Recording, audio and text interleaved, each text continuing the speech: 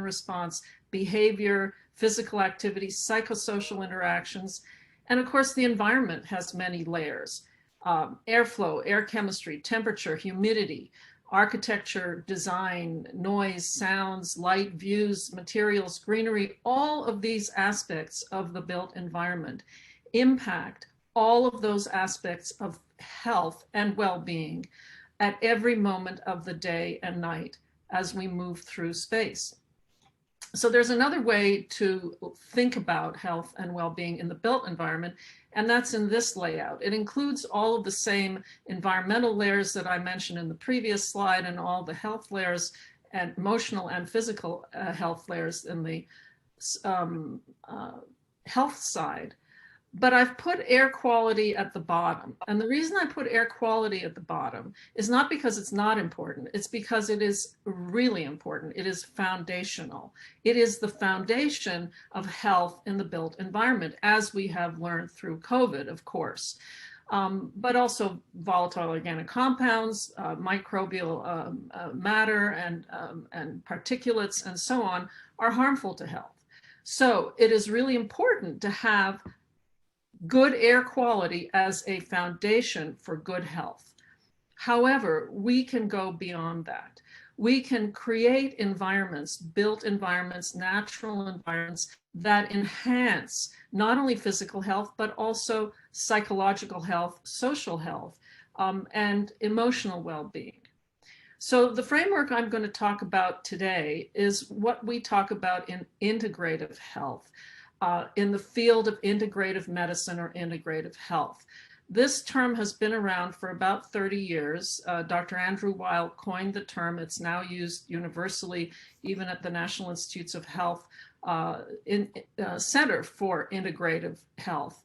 And it involves 7 domains of lifestyle, behaviors, and aspects of both emotional well-being and physical health.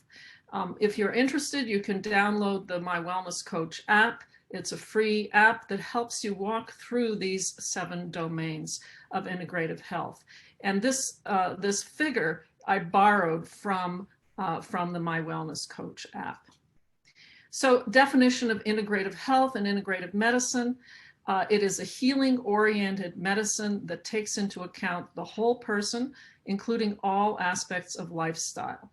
And that's I highlighted in bold all aspects of lifestyle because that's where you all come in. We all who are involved in designing and operating the built environment and researching the impacts of the built environment on health.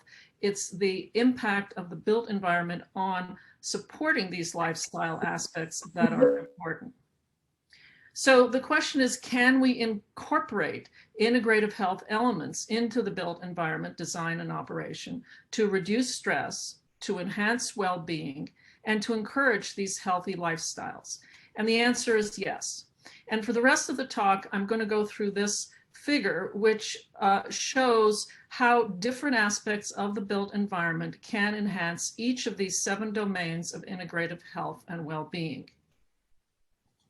So we'll start with stress. We all know what stress is. We've all been really stressed the last year or so, but we have stresses in our lives all the time. So can the built environment help to reduce those stresses and enhance resilience or resistance to disease? So there's a wealth of literature showing that chronic stress is associated with many stress-related diseases. Increased frequency and severity of viral infections, reduced vaccine take rate, that's particularly important now in this day and age, prolonged wound healing, speeding of cancer growth, speeding of chromosomal aging. Now, stress doesn't cause all these things, but it impairs the body's ability to repair and to fight these kinds of insults. But you need your stress response to perform at peak. So the acute stress response is there for a reason. It is not possible to survive without your physiological stress response. When you're relaxed, when you're half asleep, you're at a spa, you're at the beach, your stress response is very low.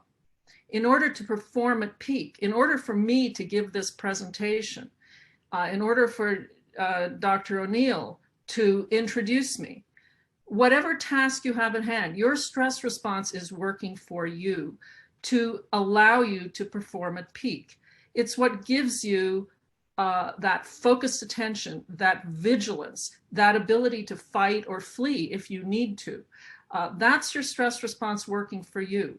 The problem is if that stress response goes on too long and in the wrong circumstances, that's when you fail and disease can develop.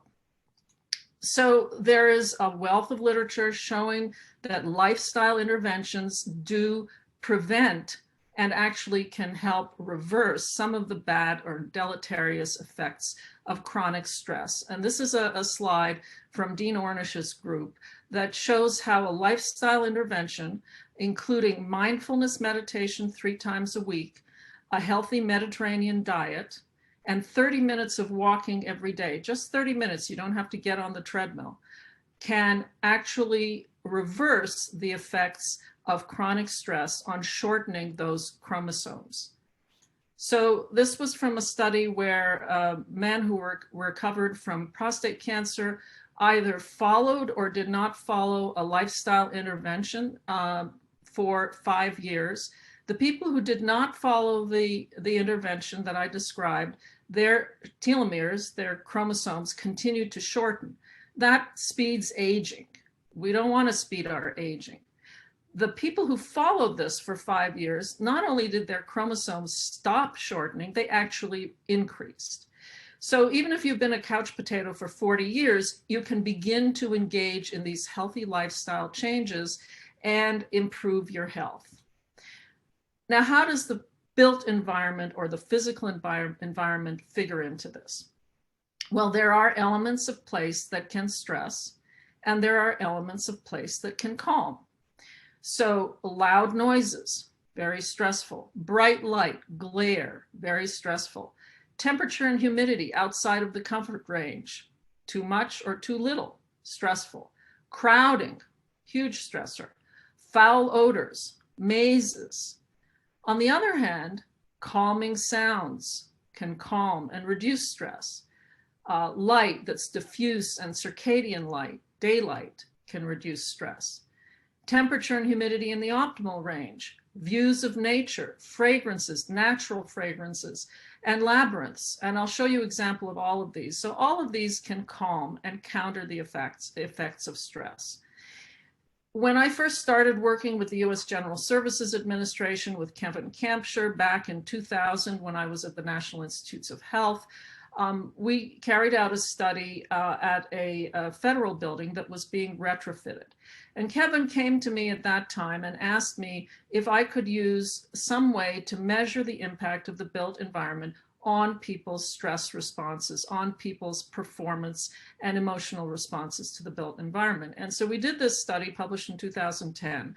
And you can see the old space, before the building was retrofitted, high wall cubicles, dark, musty, little light, poor ventilation, loud mechanical noise.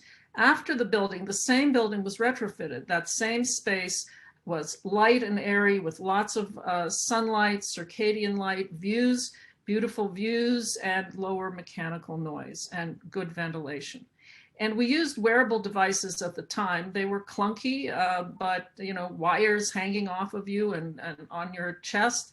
But we were able to show, and this was with Julian Thayer, a world's expert and pioneer in heart rate variability and measuring the stress response using the variability of the heartbeat.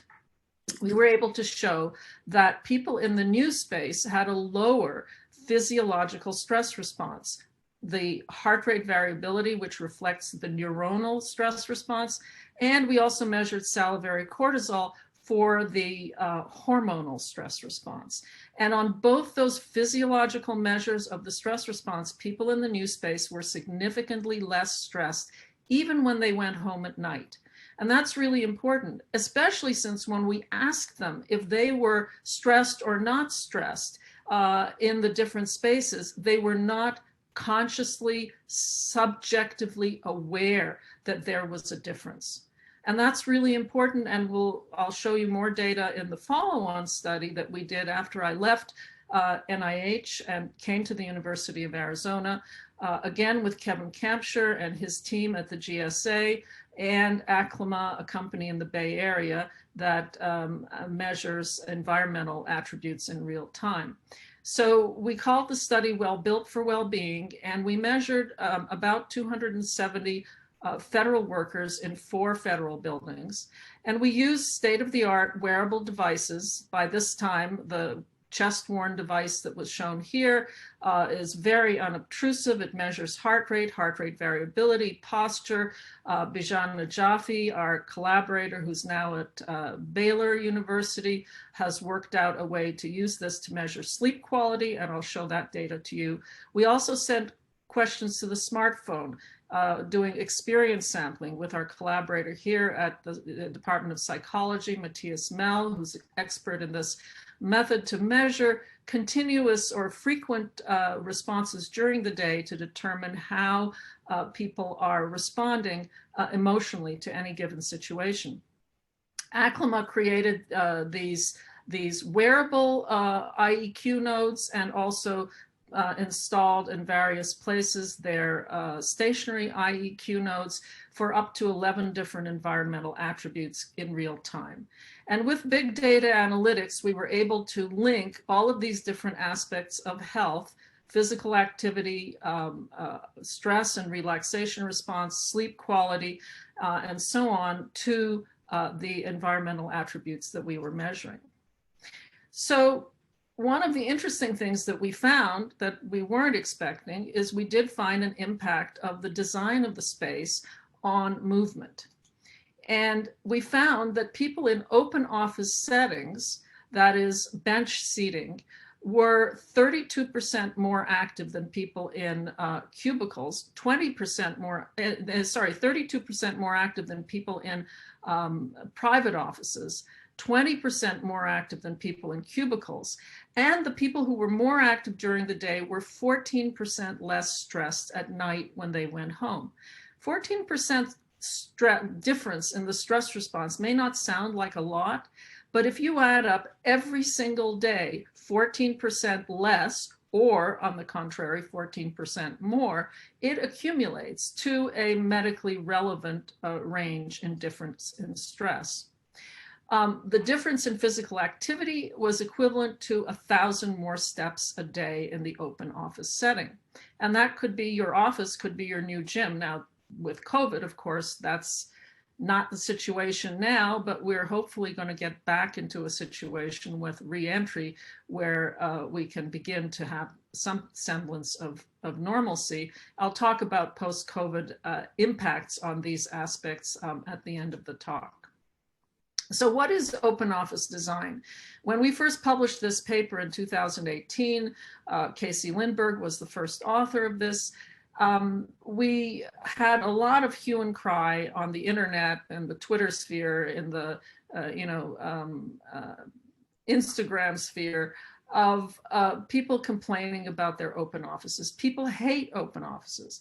Well, open offices is not just a field of desks.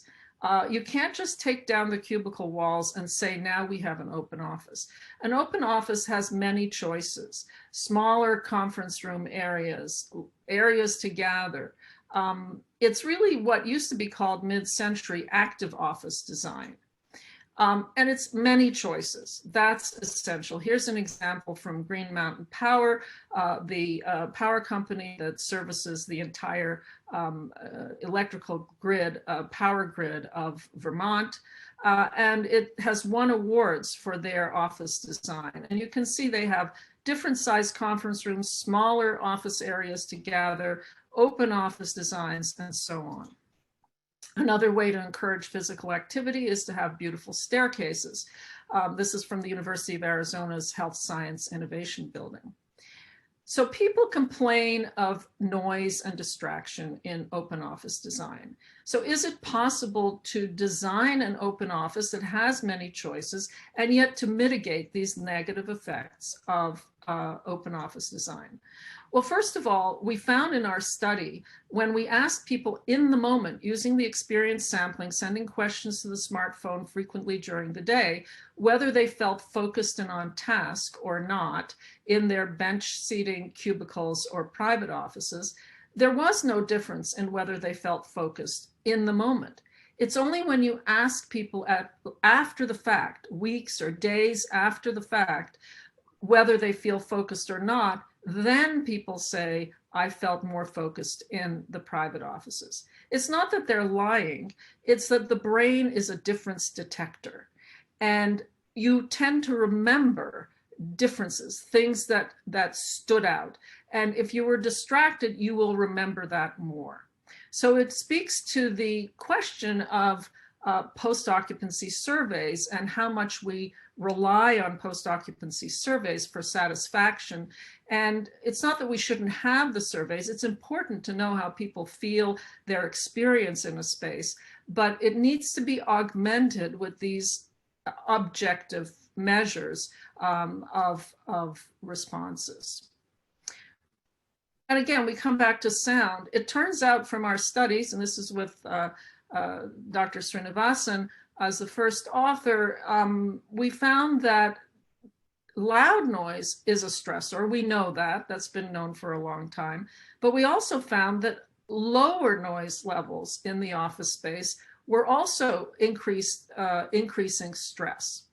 And we think, again, that has to do with the brain being a difference detector. If it's extremely quiet, you'll hear a pin drop, and that will distract you. So there's an optimum level of sound in the environment to minimize your stress. And that can be seen when you see people working in coffee shops. You know, there's a lot of noise, but they're not apparently distracted. And it has to do with whether you can distinguish the words in the environment. If you can distinguish the words, it is distracting. If you can't, it becomes white noise. But there are ways to mitigate sound in the environment. This is, again, the Green Mountain Power headquarters in Vermont. And you can see that this is actually the call center, where when people are, you know, losing their power in an ice storm or a snowstorm in Vermont, they're not happy, and they're calling the call center and complaining about it. I asked the agents in the call center whether they felt distracted or not in this open office setting, and they said, no, it's really quite quiet. And when I stood in that area, it was quite quiet. Why? Because they have these cubby holes, these cupboards that absorb sound. They have carpet. They have these baffles on the ceiling that direct and absorb sound. And they have rubber floors. And this is the rubber floor with my sneakers here. And these are these baffles. The environments, the built environments that are actually best at directing sound, at reducing sound, are recording studios. This is the Arizona Public Media recording studio in Tucson, and you see these same baffles on the ceiling. So it's entirely possible to mitigate the downside of an open office setting and still maintain the benefits of the impacts on physical activity and other aspects that I'll be talking about in a moment. So another benefit of these many choices is gathering spaces. This is an example of HP Aruba in the Bay Area in California, and you can see that there are many kinds of gathering spaces here. And this is, again, an issue post-COVID. I'll talk about that at the end. But choices, again, are really important to encourage social interactions, to give people their own sense of place. This is an example from the Arizona Health Sciences Innovation Building, where you see that the furniture is actually quite light and movable. And this is an important aspect that is beneficial for these kinds of open office settings, especially in a post-COVID or COVID or pandemic era, where you can easily reconfigure the design so that people are distanced or closer. Now, what about sleep?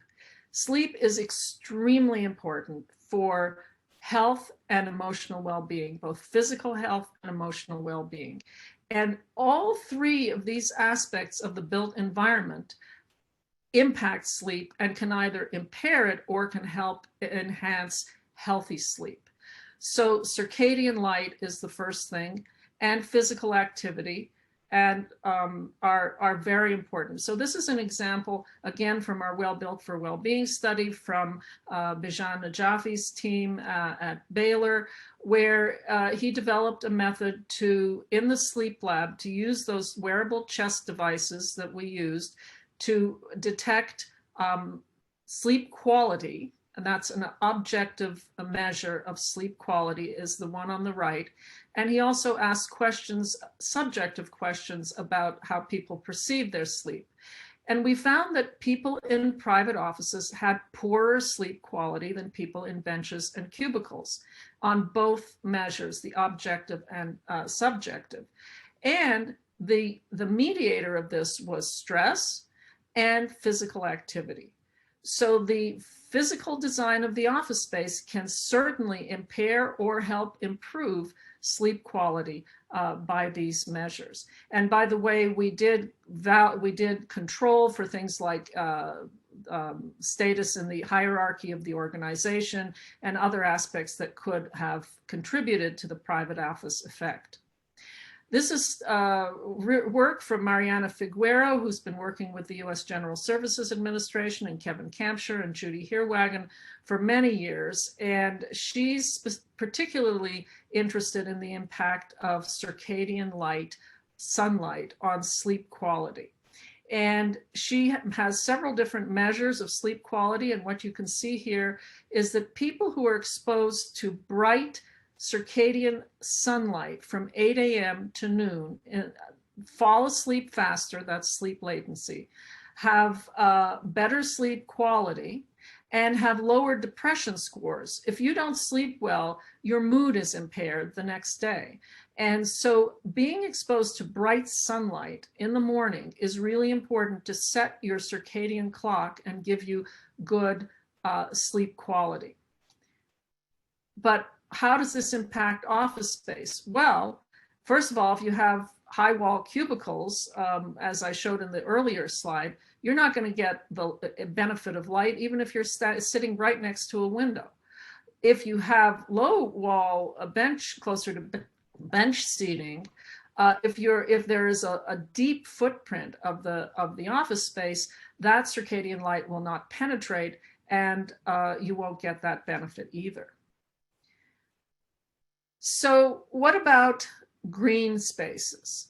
Green spaces, views to nature, are extremely important in reducing stress and enhancing emotional well-being. This is an example of the College of Architecture and Planning and Landscape Architecture at the University of Arizona's Underwood Sonoran Desert Garden. And you can see that there is a recycling of water. There's this enormous tank here that recycles the water from condensate and rainwater into this beautiful pond. And it has several different, all the different ecosystems of the University of Arizona represented here in an area that was a parking lot. This is right off the parking lot here, and I can tell you that when it's 115 degrees in the summer in Arizona, you can fry an egg on that parking lot. But if you're in this beautiful area here, it is calm and cool and reduces your stress. Here are some other examples from the University of Arizona of some roof gardens. If you don't have the benefit to be able to have these kinds of gardens, if you don't have a view to the outside, you can put in artwork like this at the University of Arizona Health Science Innovation Building, which is a beautiful, calming, almost hypnotic video of trees at different seasons. It's not as good as being in nature, but it's better than not having a view. Finally, there is healthy nutrition, which is really important, and the built environment can encourage healthy nutrition.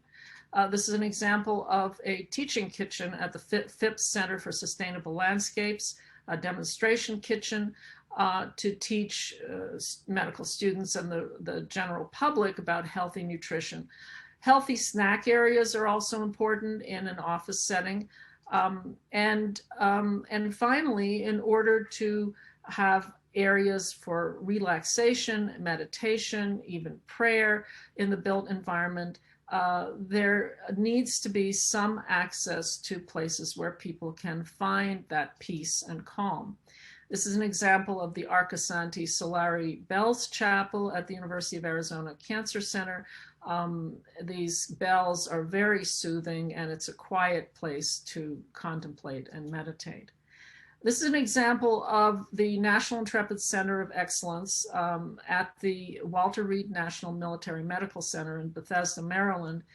This is an outpatient hospital that is designed for wounded warriors with post-traumatic stress disorder. And you can see that this is a labyrinth. Now, a labyrinth is different from a maze. A maze is stressful. In a maze, you don't have visual or auditory feedback.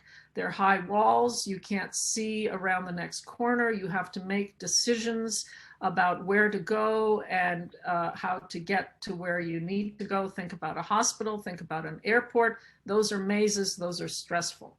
A labyrinth is just a pattern on the floor. It's based on the 13th century cathedral at Chartres, where the monks used this pattern on the floor as a walking meditation.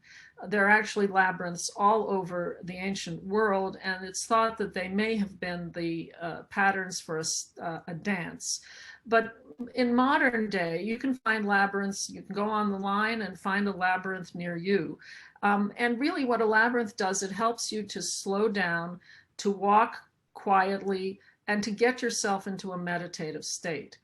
Now, this labyrinth is outside the physical therapy department for at the hospital for wounded warriors. You can see these handrails here. Around the outside of the labyrinth, there are different kinds of terrain to help wounded warriors who may have amputations or have loss of balance, to help them relearn to walk.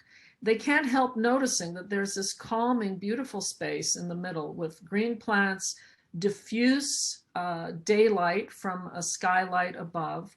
And they can't help noticing that this is a place that is calming. And while they're walking the labyrinth, it helps to not only reduce stress, but also helps improve balance. So what about the operation of buildings? That's also really important for health and emotional health and physical well-being. So what about the air you breathe? So we all know that carbon dioxide, the gas you breathe out, you inhale oxygen and carbon dioxide. The oxygen gets absorbed into the bloodstream. It feeds all of your organs, your brain, and it's essential for life. You exhale carbon dioxide. Carbon dioxide in a space accumulates. With time, the more people are in the space and the poorer the ventilation. So this is an example with colleagues at Maastricht University with the US General Services Administration, showing that in different office settings, carbon dioxide accumulates differently. So in the open office that was studied here, the carbon dioxide stayed quite low. In the conference room, the carbon dioxide accumulated over time as the people were in the conference room. And in the phone room, it accumulated even more. Now, why is this important? We know that lower levels of carbon dioxide in the environment can impair cognitive performance, lower levels than were thought before. So at 550 parts per million, you're at 100% cognitive performance. At about 950 parts per million, you're down to 85% cognitive performance.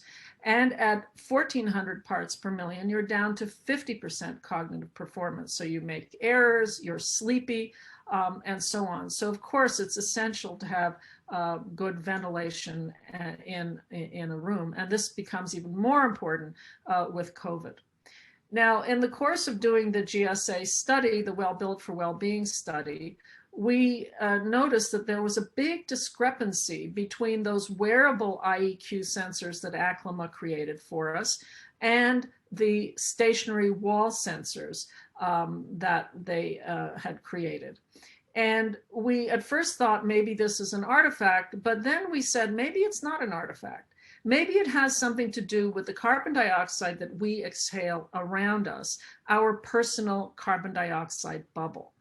And in fact, with working with the Berkeley Center for the Built Environment, we did find that there is a personal carbon dioxide bubble, which can be easily dissipated with a fan. Why is this important? Because levels of carbon dioxide in that carbon dioxide bubble can be as high as 1,400 parts per million or higher. So if you're sitting there and re-inhaling your carbon dioxide in your carbon dioxide bubble, that's not good for you. And that's relevant again for home offices, but you can easily dissipate that with a fan. What about temperature and humidity? Well, again, with Baylor and the Bijan Najafi team, we found that too dry is not good and too wet is not good. So the stress response, again measured by those wearable devices, was 25% higher in dry settings, less than 30% relative humidity, and 25% higher in humid settings of greater than 60% relative humidity. It turned out that in fact the optimal level of relative humidity for reducing the stress response was 45 plus or minus 5%. Now that fits, the 30 to 60% relative humidity fits with the ASHRAE standards, but there has been drift because it's hard to keep the relative humidity. It actually costs a lot, and for sustainability, it's hard to keep the relative humidity at these ranges. But it's particularly important for viral infections, for pandemics, for COVID, because others, Stephanie Taylor, has shown that in dry situations of less than 30%, there's a greater tendency for viral infections. Now, we think that has something to do with the fact that dry settings dry out the mucous membranes, which are the first defense for viral infections. And when you think about exposure to viruses, whether you get sick or not is not only dependent, it's certainly dependent on whether you're exposed, how long you're exposed, how much of the virus you're exposed to, but it's also dependent on your own physiological health status, which can make you more susceptible to getting sick or sicker once you are exposed. So there are important things you can do in the built environment to reduce that susceptibility to getting sick and to improve people's resilience. So what are some of these data-driven solutions to improving health and well-being in the built environment? If you don't have access to daylight, this is a study from, again, Mariana Figuero, working with the Naval Research Lab with submariners. And if you don't have access to daylight, you can have these, there's many types now available of lighting that fits the circadian rhythm of bluer, brighter light in the morning and redder light, lower light in the evening. This is an example from the Broad Contemporary Art Museum in Los Angeles, which shows these smart shades that reduce glare and heat gain when the sun is too bright. There's smart glass. These are studies showing that in two identical spaces, where people were seated in this open office setting. On one, there were the shades, and on the other, there was smart glass that darkens in relation to temperature and glare. and brightness of the sun. And these studies show that in the spaces with smart glass, as opposed to shades, there was significantly increased productivity, ability to relax, improved concentration, better moods, better alertness, and people got promoted faster in this space because they were more productive. Other ways to have automated systems that allow airflow is operable windows. This is an example from the Phipps Botanical Conservatory Center for Sustainable Landscapes, and they have these operable windows that open automatically to improve airflow.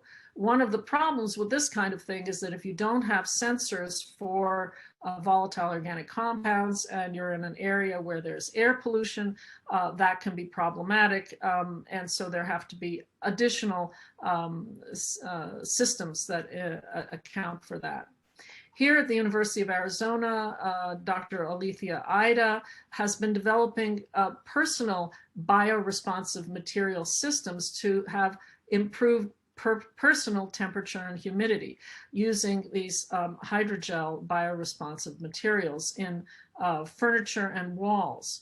And this is going to be the way to balance the issues between trying to save money, to improve, to adhere to sustainable design, and to give people the kind of individualized settings that they need for optimal health. There is no one size fits all. And the solution going forward is to create individualized spaces so that all of these different aspects of the built environment can be individualized for optimal individual comfort. And this is an example of one way to do it. Another way is using plants to clean the air. This was a very creative study that was initiated by one of our students at the University of Arizona College of Architecture, Planning and Landscape Architecture, with Dr. Altaf Engineer, who leads our Health in the Built Environment curriculum program, and Dr. Alethea Ida. So our student, Gaida Al-Habib, had the idea to use different plants to clean the air. And there are two different types here shown, which metabolize carbon dioxide differently to turn it into sugar, basically. And what she did is she looked at different ways to optimize temperature and humidity, to get rid of volatile organic compounds and particulates and carbon dioxide. With natural ventilation, only volatile organic compounds were reduced.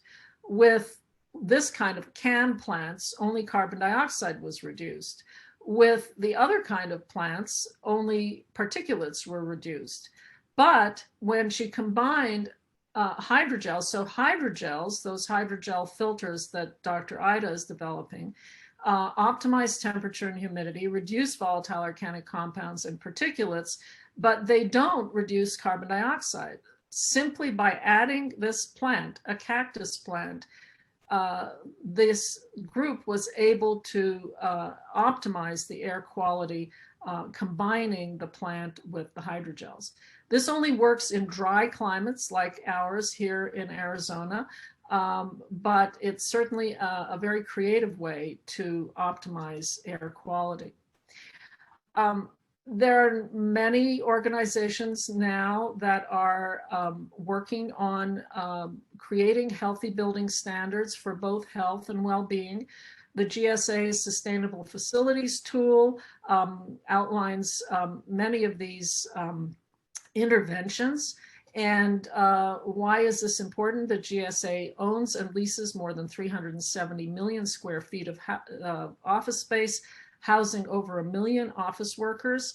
And that's going to have an impact even on the private sector by building into standards the healthy aspects of the built environment.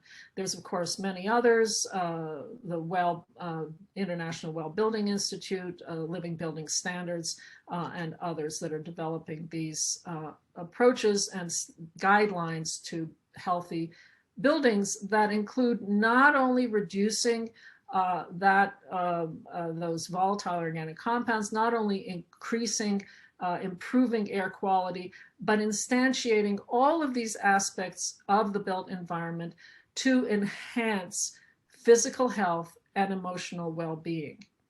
And I'll just give a shout out to our new building at the Arizona Center for Integrative Medicine, at the Andrew Weil Center for Integrative Medicine. We are designing a new building. This is one of the prototypes for it. We hope that this building will be a flagship that will embody integrative health into the built environment. I mentioned post-COVID design. I'll just review that. I've mentioned it throughout the talk. Spatial layout for distancing, easily modifiable furniture layout for distancing when it's needed, or less distancing when it's no longer needed, is an important way to design office spaces to reduce the potential for being exposed to the virus. There was at the beginning of COVID a hue and cry saying this is the death of the open office design.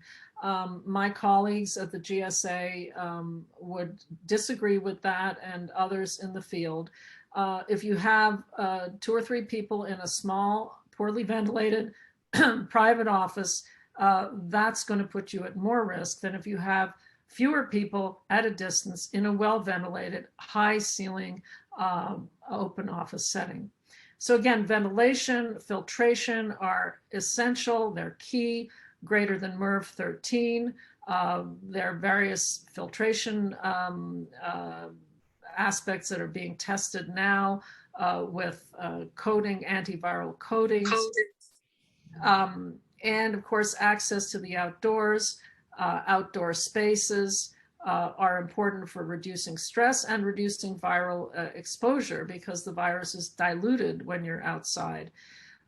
There's the issue of bathrooms with toilet plume, which can increase people's exposure to the virus, and of course, frequent surface cleaning.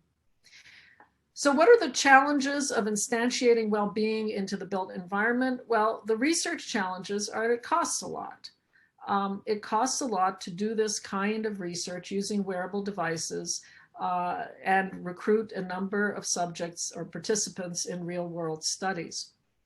Translating research into practice, owners and operators tend to be more focused on risk reduction rather than well-being enhancement. Although I'm seeing a shift in this, and I think the fact that Dr. O'Neill has created this wonderful large network of networks of groups that are interested in well-being in the built environment means that there is an awareness, and I think it's because of COVID, that there is an awareness that not only do we need to improve physical health, but stress is a really big problem. Anxiety of going into the workplace, stress of being in an unknown situation where you might be exposed. The occupant experience is a really important aspect of designing for health and well-being. So there is, I think, a beginning of an increase in interest in doing this. I have another couple of points, and I'll be closing shortly. So just to tell you that I couldn't do this without all my colleagues. These are, I've mentioned the key names. These are our supporters, the General Services Administration, and several others. And if you're interested, my book, Healing Spaces, outlines many of the aspects of the built environment that can improve health and well-being. So I will take questions at this point. Thank you. Okay, open for questions.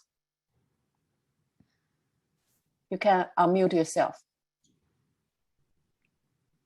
I have a question. Yes. Go ahead. Yeah, thank you very much for your presentation. It was very interesting, especially to see the collection of solutions at on the ground. But I wonder, how do you view that a bit above the ground? That means recently, well, yesterday was just taking part into this lecture by Esther Duflo, which is Nobel Prize laureate for economics. And one of the things that she was saying is that technology is not going to save us. We need a dramatic change in behavior and policies to promote it. And your collection of solutions is quite technological and expansive. So how do you view that, for instance, implemented in countries that do not have the budget of the US or that do not have the same economic capabilities? That's a great question, and thank you for pointing that out. So one of the wonderful things of being at the Andrew Weil Center for Integrative Medicine and integrative medicine, and you know, you've given me an idea. I should emphasize this the next time I give this talk, that programming is really important. So the strength of the Center for Integrative Medicine is our tools for helping people to engage in these healthy lifestyles. And that's usually taken care of by HR, right? In office, in businesses, by the human resources department. And so we work hand in hand with the designers, with the architects, with the building operators, and we also work with the HR departments to provide them with the tools to teach or to train their people, their workers, their occupants in these healthy lifestyle aspects of integrative health. So yes, it's very important, and you can't have one without the other.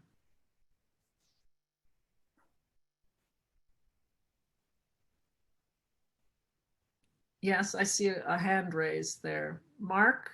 Yeah, thanks very much for the very impressive presentation, taking so many different, not only air quality, but general environmental quality variables into account. I was wondering whether there were additional facets or aspects of noise taken into account. When I tried to incorporate it as a stressor, it was tremendously difficult because of the speech versus non-speech component, the transient, intransient issue, the point you mentioned about the potentially optimal level of noise, so that there is no like deprivation of noise, which also could lead to even hallucination or something like that. So were there also some other aspects of that taken into account? Yes, so actually Matthias Mell, who's a professor of psychology here at the University of Arizona, developed a social interaction tracker called the EAR, capital E, capital A, capital R, electronic recording device. It's an app. And we didn't use that in this study, but we've used it in the GSA study, but we have used it in other studies. And it tracks people's conversation and whether you're talking to one or two people and whether people are talking, whether it's noise that is not human noise made, or it's not conversation. And we're analyzing that data. That was with a study with funded by IARPA, the Intelligence Advanced Research Project Activities office under the Office of the Director of National Intelligence at in the United States, and with Lockheed Martin. And we studied 600 people over a period of 8 weeks continuously.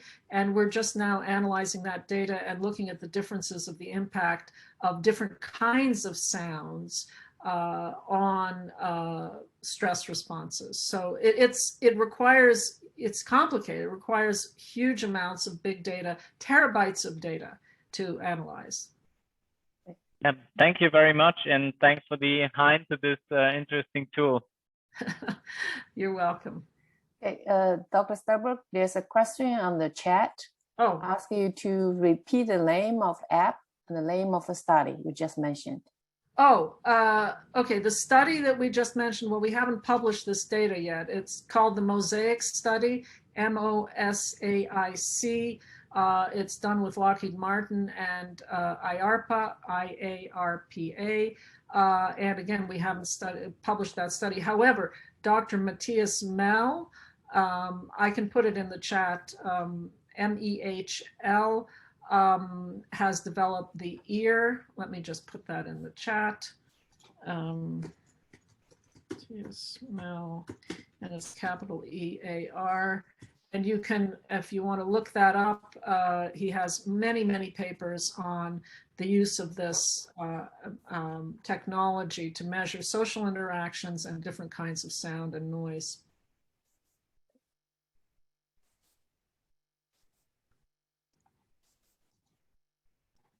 Any other questions?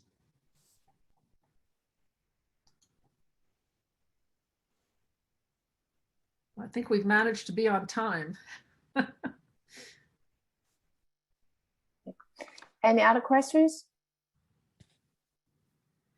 I think if there are no other questions, I just want to say that I really, really appreciate Dr. O'Neill being invited to give this kickoff lecture.